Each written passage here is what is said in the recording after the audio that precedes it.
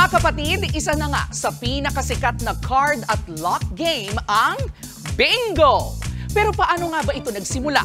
Sa ilang tala, sinasabing nag-umpisa ang larong ito sa Italy around 1500s. Ang tawag pa nga rito noon, Logioco del Lotto di Italia, na madalas nilalaro pa rin sa Italy tuwing Sabado. 1778 naman, sinasabing nadiskubre ito ng mga mayayamang Pranses sa France at tinawag na Le Lotto. 1800s na ito nang mapadpad sa Germany, pero hindi lang basta libangan, kundi bahagi ng edukasyon ng mga mag-aaral doon.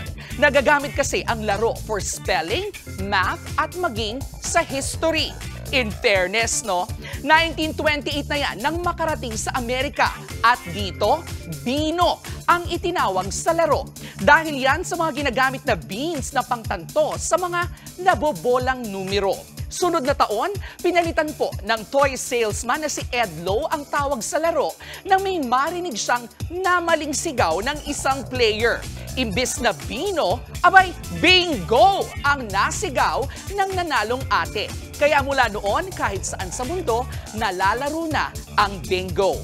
Tulad po ng loto, swertihan lang din ang laro ng Bingo. Sa kabila niyan, marami pa rin natutuwa at ginagawa pa rin pampalipas oras ito.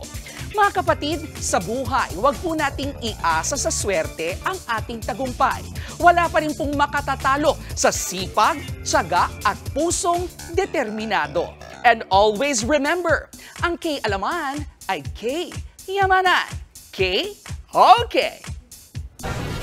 Mga kapatid, Cheryl Cosing po, huwag maging huli at maging una sa lahat para sa tuloy-tuloy na balitaan at karagdagang impormasyon sa mga napapanahong issue ng lipunan. Tumutok lamang at mag-subscribe sa social media pages ng News 5.